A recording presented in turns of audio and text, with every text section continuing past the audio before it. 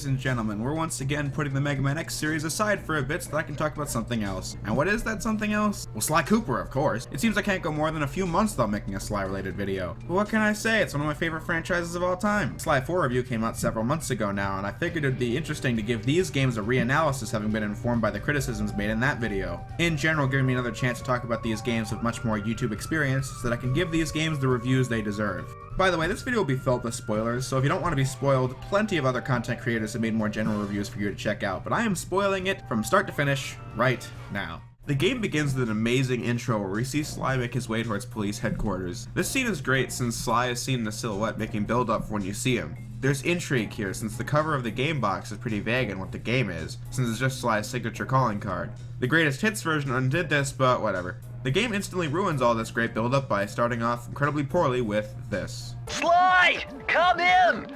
Sly! Do you read me? This scene mostly serves as a way to show us Sly, Bentley, and Murray interacting and therefore showing us their dynamic. Sly has come to recover a case file that Inspector Carmelita Montoya Fox is holding, and upon getting it and escaping, Sly gives us the rundown of his backstory. Sly comes from a family of master thieves who were the best thieves of their generations. They all invented innovative new abilities to add into the perfection of their craft. They wrote down these abilities in the Thievius Raccoonist, and Sly, being the next in line, would read it and learn from it. But a group known as the Fiendish Five break in and kills Sly's parents, leaving him an orphan, and from there he meets Bentley and Murray.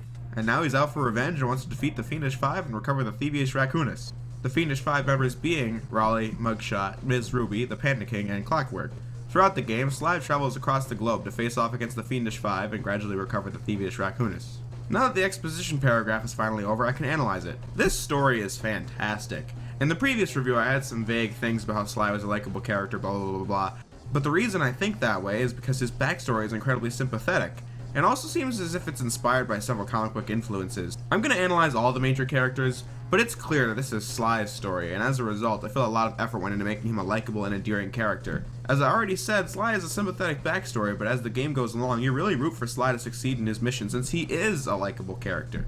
He is very witty and will say sarcastic remarks. Freeze, raccoon! How can I freeze when my heart warms at the very sight of you? But this is in moderation. I had spent a specific section of my Thieves in Time review on this. In these games, Sly is sarcastic. There's no getting around that, it's a part of his character.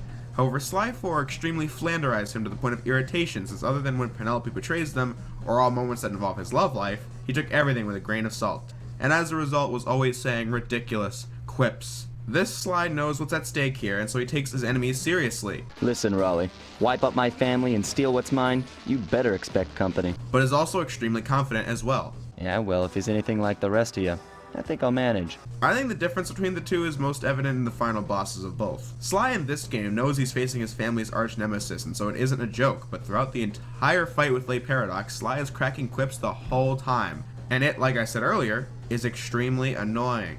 Yes, Sly does have a serious moment with him after, but it was too little too late by then. I said that Sly 1 was an interesting take on the coming-of-age story, since Sly is the kind of character you expect to be like the anti-hero, the foil for the main character to get past, but instead he's the focus. Seeing the story come to a close with Sly having accomplished his goal and then some in the end was a very strong element of the story, since the character had overcome intense odds, but still prevailed in the end. In previous videos, I've remarked on the fact that I think the Sly trilogy reminds me a lot of the Star Wars trilogy, and that still holds up. Since the original Star Wars was also a coming-of-age story, however, I'm completely aware of the fact that in terms of plot, the two really don't have much in common. I'm just saying that thematically, I think there's a connection, since as I've said before, the introductory chapter is meant to get the ball rolling, the second and darkest chapters where the characters are put to the test and must face situations that are much more grim than anything they've seen previously. Then the final chapters where the heroes must overcome their foes and accomplish their goals, bringing the whole thing to a happy conclusion. This describes both the Sly trilogy and the Star Wars trilogy, which is why I felt there was a connection. I know a lot of people think this is looking too deep into the experience of the game, but I firmly believe that all three of these games have unskippable cutscenes for a reason. And to be fair, while this is a flaw technically since on repeat playthroughs, maybe some players might not want to watch cutscenes, but the point is, if the story is just there and doesn't matter at all, I think the developers wouldn't have made it so that you have to experience it. Watch any Sly Cooper video and one of the things that everyone praises would be how this series has strong characters and character development, which it does. I honestly don't think these games, as much as I love them, would have sold without the memorable characters.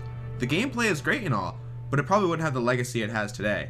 So anyway, as for the other characters, I'll start with the Cooper gang. Bentley is a technical expert and as a result gives Sly mission briefings. His character, despite not being in the field, we clearly know is nervous. But it's starting to give me the creeps. What do you say we take off? but is also extremely witty. I'm 99% sure you'll be able to ride them all the way to the top of that statue before they explode.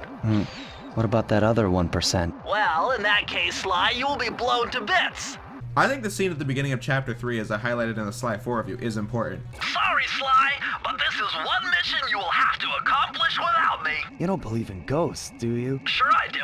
My scanners have picked up verifiable paranormal activity. But that's not the problem. This swamp is oozing with disgusting mold and bacteria. Suck it up, Bentley. I think this defines where his character's head is at in this game. However, at the end, he proves himself when Sly's in danger, and Bentley takes it upon himself to hack into the system and save both Sly and Carmelita. Bentley doesn't get huge character development in this game, however, I'm not sure how much I can criticize this, since this is the first part of a 3-part character arc. However, if we're just comparing Sly 1 to Sly 4, then Sly 4 technically does have more character development there. Although I didn't think the development in Sly 4 added anything, so pick your poison in this case. Despite that, I can never get enough of Sly and Bentley's back and forth. Sly, see that machine wheel? If my knowledge of mechanical engineering serves me right, applying significant rotational torque to achieve maximum velocity will yield a positive result. You mean something good might happen if I can get the wheel to spin fast enough? Isn't that what I just said? Then we have Murray. As I said in the original review, Murray doesn't really get any development in this game. At the beginning, Sly describes him as Ed Murray, part-time driver and full-time burden.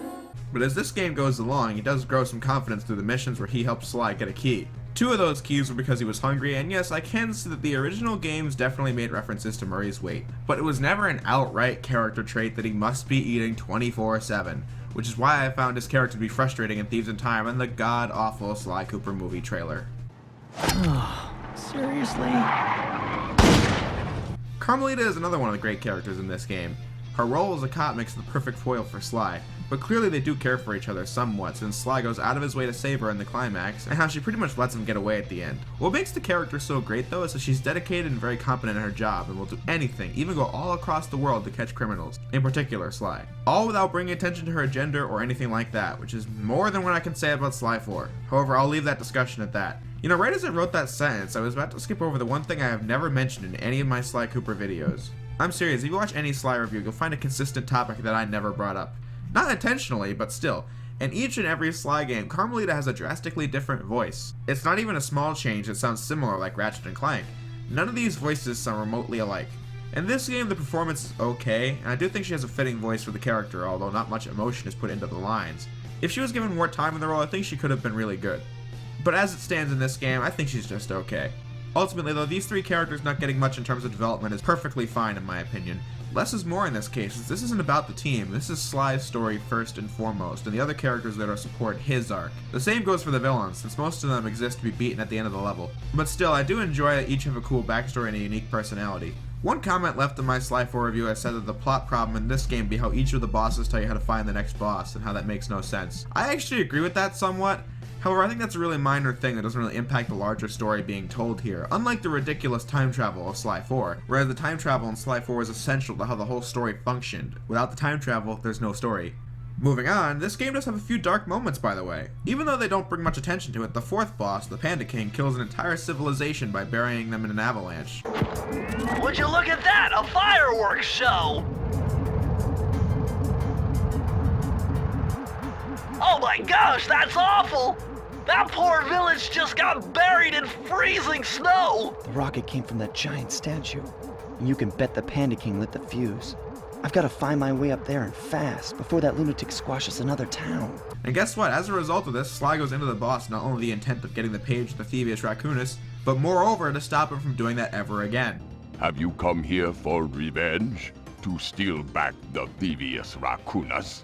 That was my plan at first, but now I'm more interested in putting an end to your avalanche extortion racket. Why should you care if I bury a few worthless village in snow? You are a thief, just like me. No, that's only half right. I am a thief from a long line of master thieves, while you're just a frustrated firework artist turned homicidal pyromaniac. Take note, this is what makes 3-dimensional characters, by the way.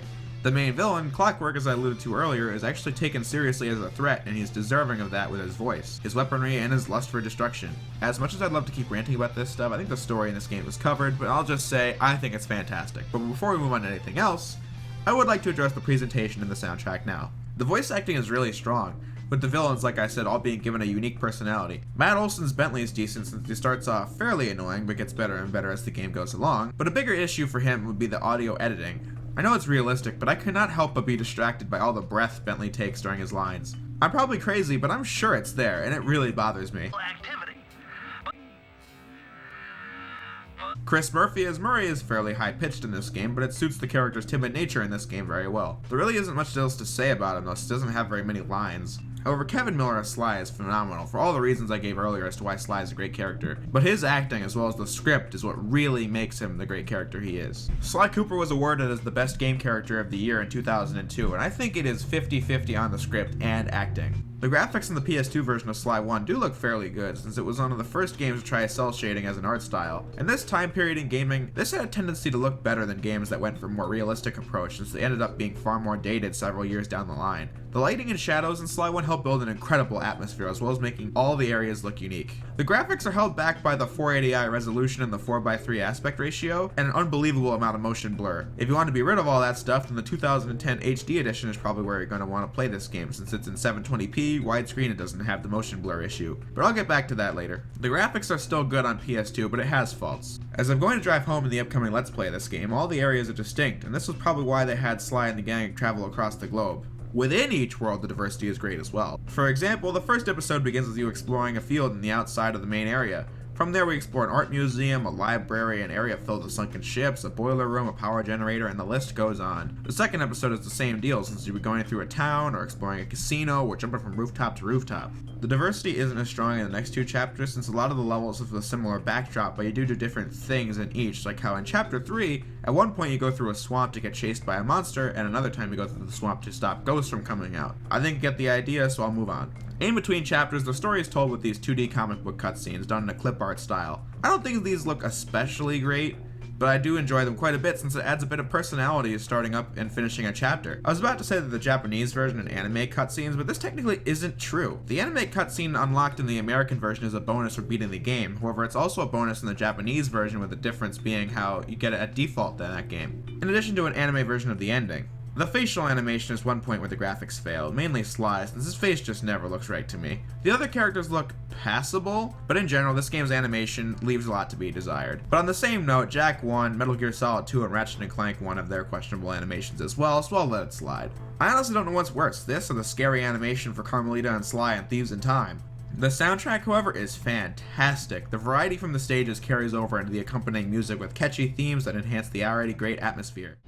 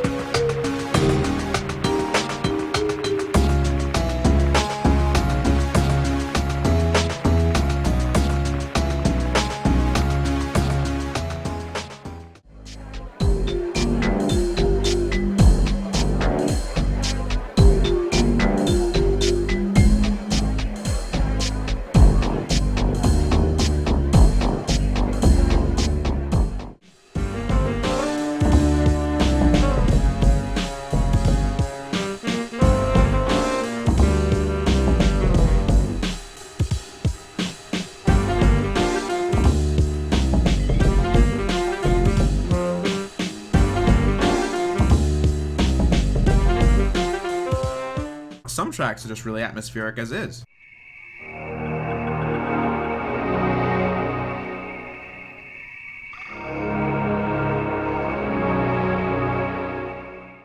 The HD edition also changed a few tracks for some reason. I honestly don't know why, but once upon a time I probably hated them all for being different, but some of them can legitimately enhance what was there, specifically the redone final boss music.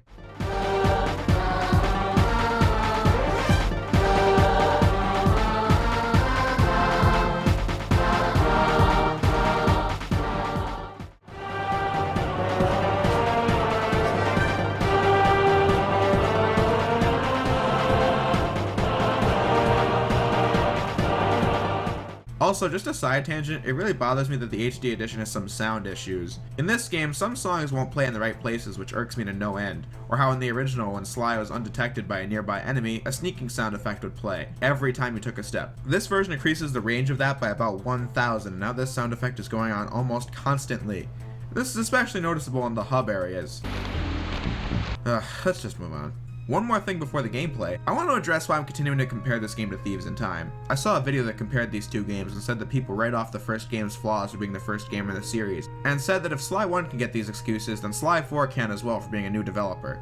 People, I love Sly 1 as you know, but I don't believe in excuses like that. Sly 1 has things I love and things I don't care for, and I'm going to and have been pointing them out as the game goes along. This game is not perfect, first game or not. A flaw is a flaw. And I am sure as hell not giving Sly 4 credit for being the 8-year sequel to Sly 3 that just so happened to be headed by a new team. Sly 4 being a new developer doesn't automatically mean lines like this. Today, you were the hero, Murray, and don't you forget it. Aren't crap. So with that said, I guess now is the time to move on to the gameplay. Almost like this is a video. Screw it, I've used that joke like 100 times already.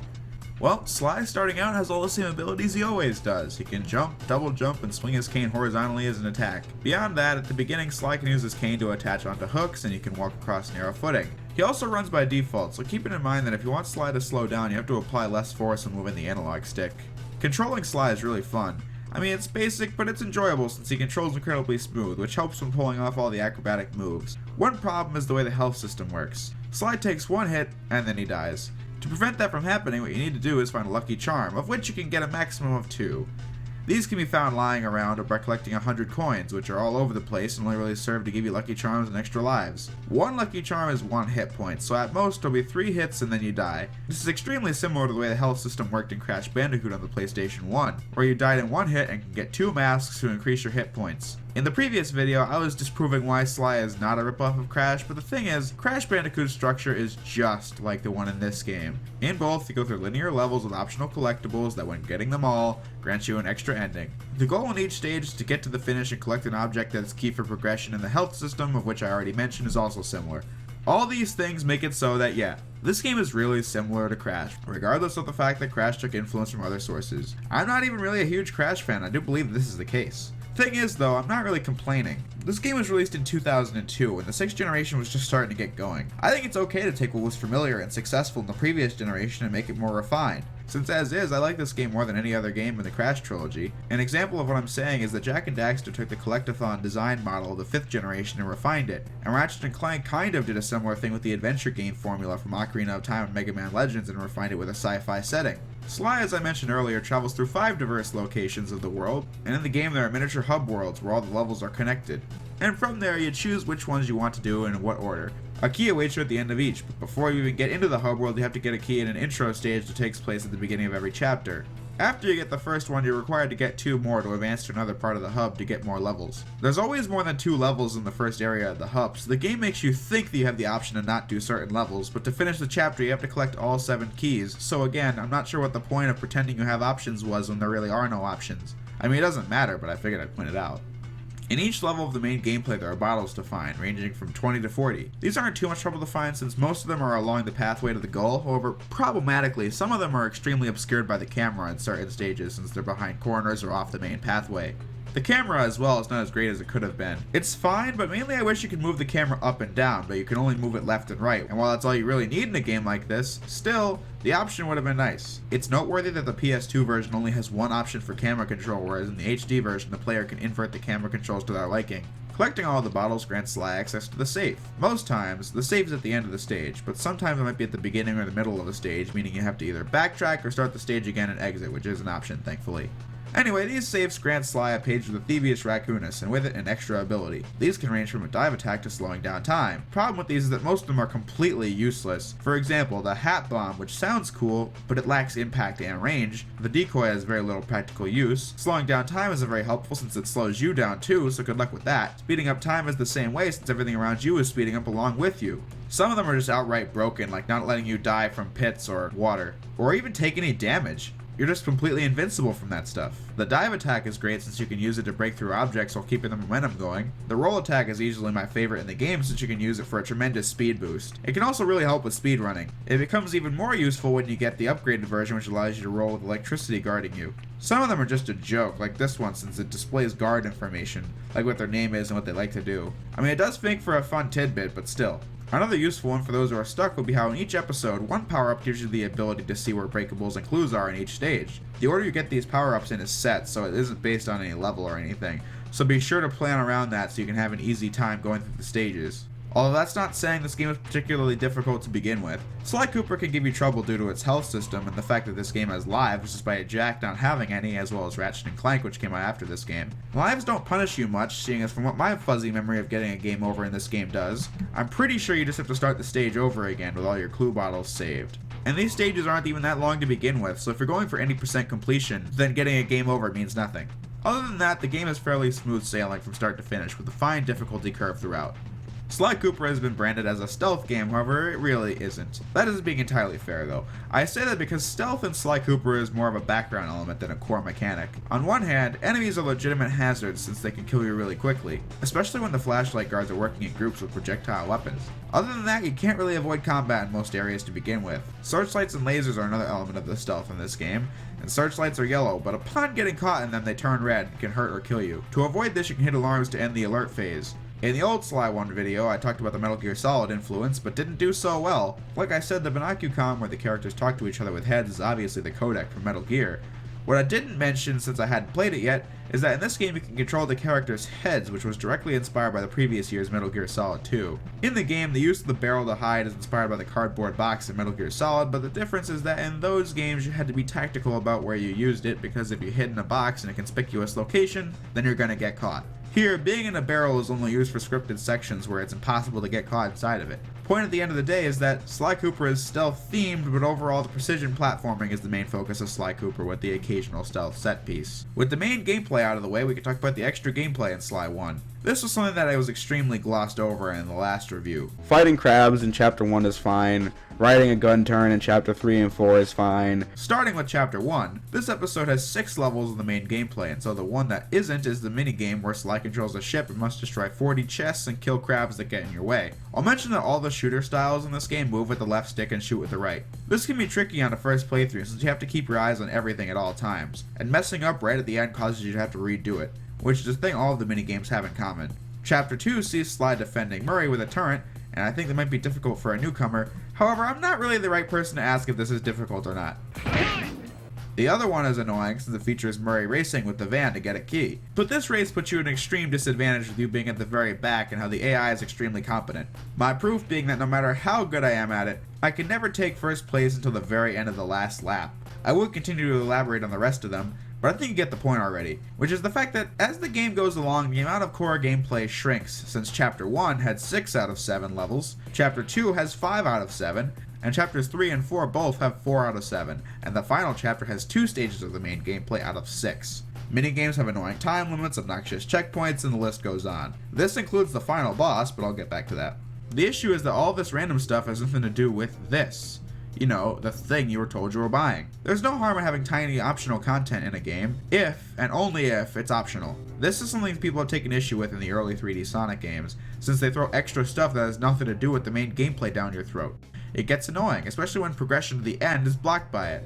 Of course, it's hard to define what counts as extra crap to begin with, but if I'm going to use Sonic as an example, this is the main gameplay, and this isn't. Sonic Adventure 2's treasure hunting and mech shooting counts as core gameplay since it gets enough screen time to be fleshed out, whereas something like Big in the first game does not. Sly's extras fall into the latter category, which is why it's an issue that you have to get used to a potentially whole new genre in this game that isn't the genre of the game that you bought, just to get to the next level. I think I've made my case here, so I'll just move on.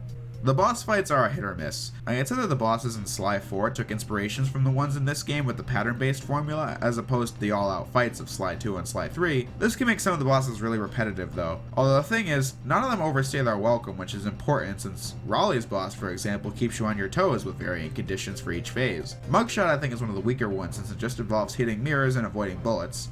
I usually die from getting a bit cocky, but overall it doesn't make for a decent challenge. Ms. Ruby, on the other hand, is just obnoxious. You have to press the buttons at the right time alongside the music playing in the background for 3 straight phases of varying speeds and altitudes. It used to cost me like 10 lives, which to be fair is no sweat off my back since I have so many, but even then, now I can do it on my first try. But the lack of checkpoints forcing you to have to redo the stuff you already mastered over and over and over again is why I can't say it's even remotely well designed.